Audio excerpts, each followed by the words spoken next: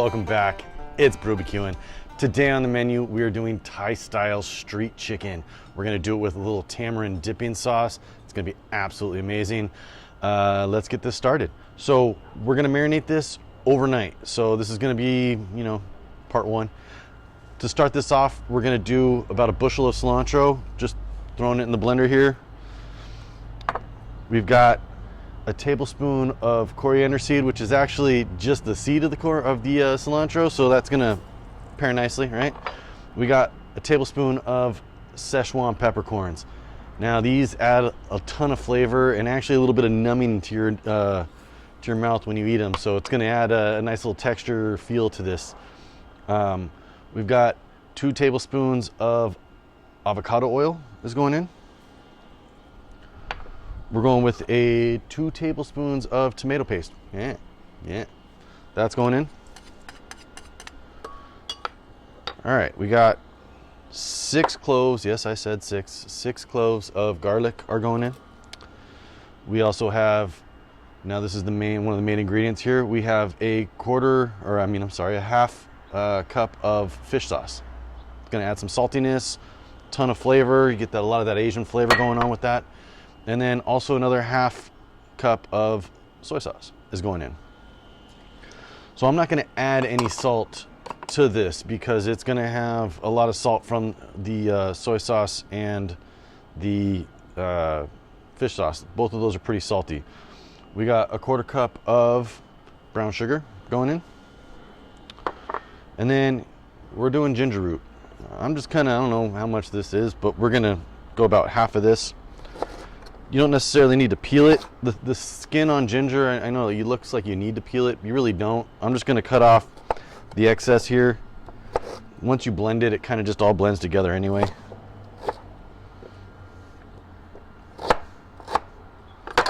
So we're going with about that much, whatever that is. We've got 2 serrano peppers are going in for a little bit of heat, a little bit of something extra. So we'll just chop those up a little bit here. And then last but not least, lemongrass.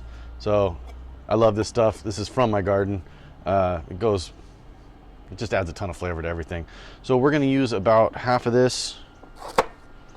So say that much, which is the bottom part of it, which is edible. You don't really wanna get too much up into the top. And then we're just gonna cut this into thin little rings here to help it blend.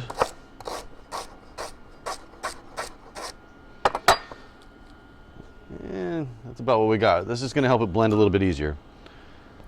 So let's get this blended.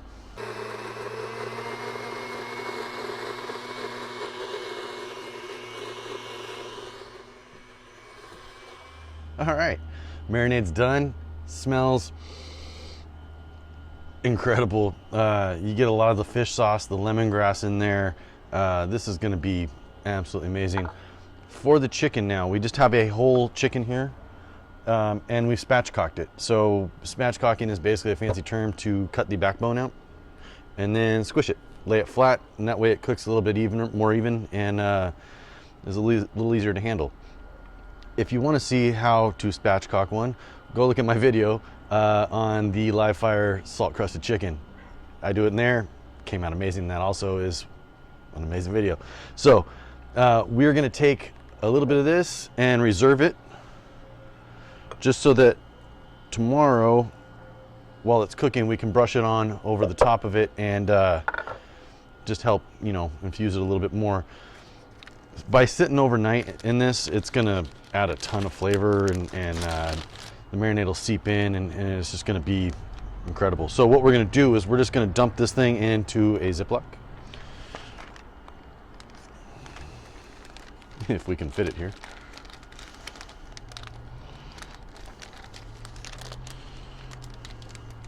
And Ziplocs are one of the best inventions for marinating because they just allow you to suck out a lot of the air and just really focus that marinade onto the meat. All right, so there we go. We got said chicken in said Ziploc, all right? And then we're just gonna dump this on and rub it over. Time to get a little dirty, I guess.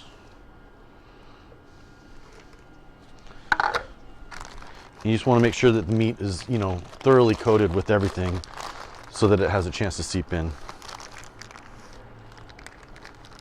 Okay, here we go.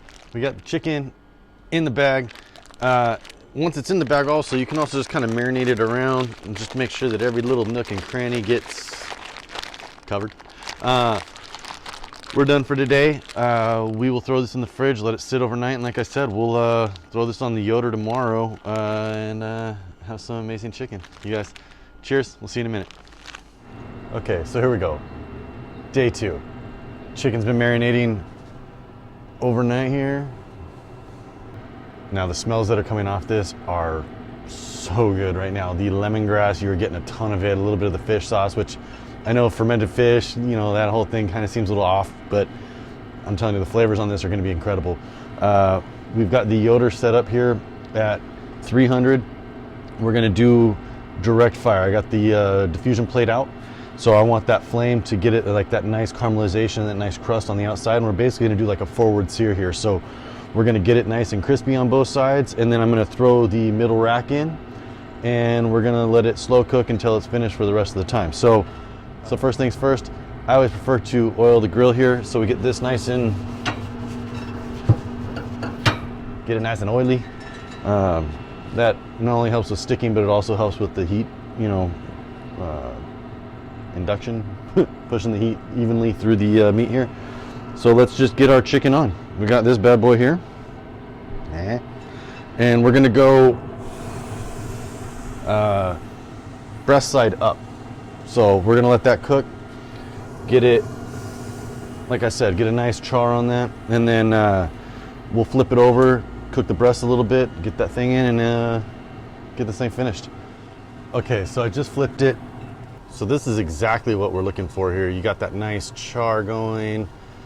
It's gonna get a nice caramelization, especially with some of the brown sugar that was in there. We're gonna let the breasts cook a little bit now just to get them nice and cooked, and then we'll slide the thing in, or the grate in, like I said, and do a little forward sear, but let it kind of mellow out for a while. So see you in a few. All right, it's been about another 7-8 minutes here. Let's get this thing. We got the top rack of the Yoder in here, and we're gonna try now at this point keep this as far away from the fire as possible.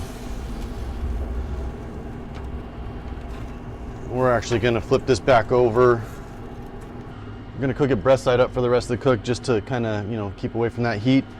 And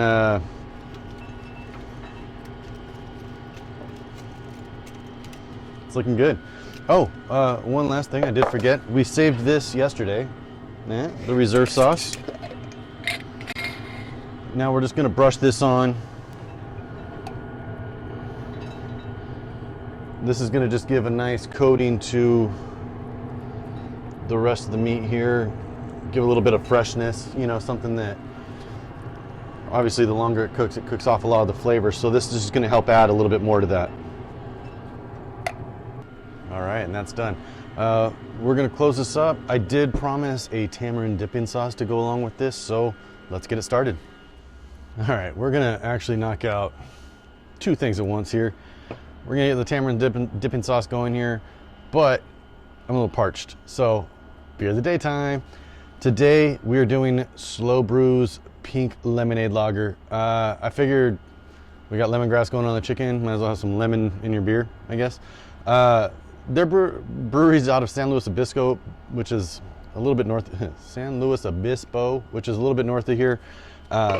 This beer is actually really refreshing. It's a light lager. It's kind of like a shandy. I don't know if you've ever had a shandy or a radler, which is basically a like a lemonade beer cocktail thing. Kugels makes an amazing shandy. And when we were in Bali for our honeymoon, they had a beer there called Bintang, and they called it a radler, and it was the same thing. Absolutely incredible. So this is kind of along the same lines. We got a nice, you know, lager-like.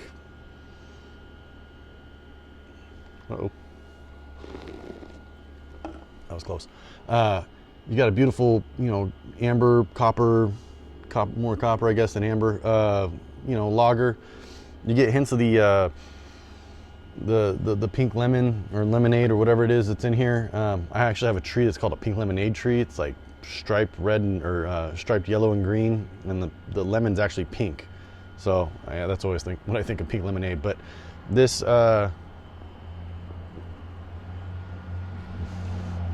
yeah, it's really lemonade-y. Really refreshing, really good. This is gonna pair well, well with this dish as well. So yeah, again, slow brew pink lemonade lager.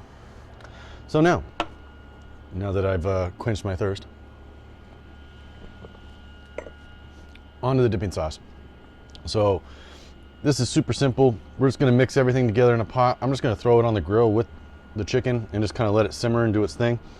To get this started, we have 1/2 of a red onion diced really well. That's going in. We're back to the fish sauce. 1/4 cup fish sauce again. We got 5 tablespoons of light brown sugar. It's going to add a nice sweetness to go against the tartness of the tamarind. We have a tablespoon of black pepper, 1 tablespoon soy sauce, 2 tablespoons avocado oil. Any light oil will do, grapeseed oil, anything like that. 1 diced serrano chili. Now, I left the seeds in it. If you don't want, if you're scared of heat, by all means, take the seeds and little membranes out. You know me, I just like a little heat.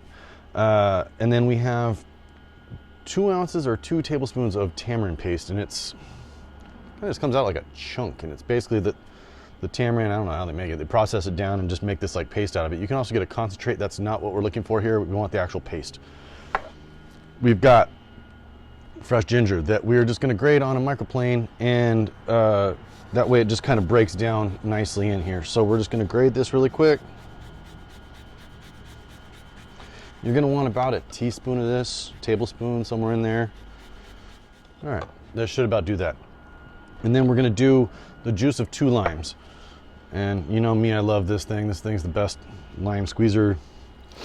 Makes it so much easier.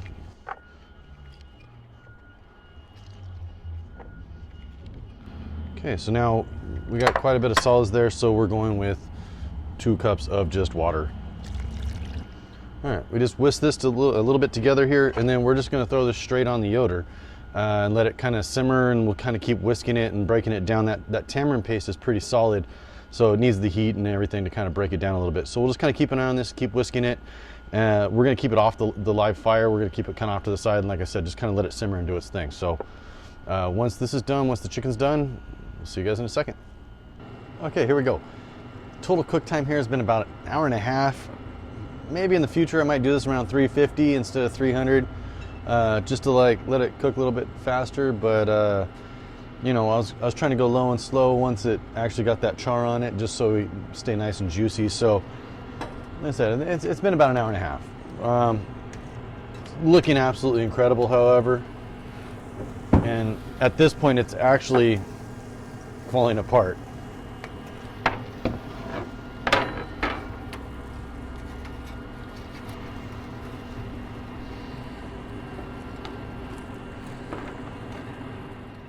That's what we're looking at. It's absolutely incredible. And as I said, at this part, it's kind of falling apart. You can see I lost a leg here. So we're gonna go let this rest. Just so you can see on this side, this is looking crusty, dusty yumminess.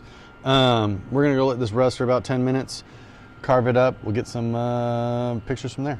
See you guys in a second. Here we are. Total cook time, about 1.5 hours.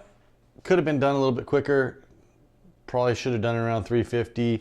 I was going low. I wanted it to stay nice and moist. So this is what we have. It actually looks really incredible. Smells even better. So we've got the chicken here. We've got the tamarind dipping sauce that we did out on the grill. And let's give this thing a try. All right, check that out. Super hot, steamy, looking awesome.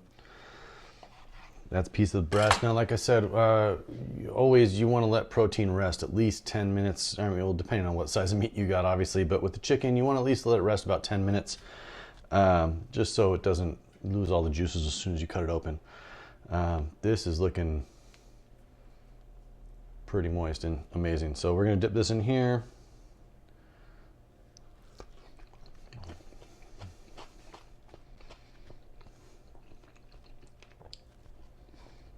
The chicken has so much flavor from that marinade that we did overnight, really attached to it. But that dipping sauce is what really sets it off. You get the sour from the tamarind, the onions in there, a little sweet from the brown sugar. I could eat this every day. You guys, that's really good. Thanks for showing up. Any thumbs up, likes, we appreciate. Any comments, please don't forget to subscribe. Thank you again for coming to BrewBQ'n, and we will see you next time. Cheers.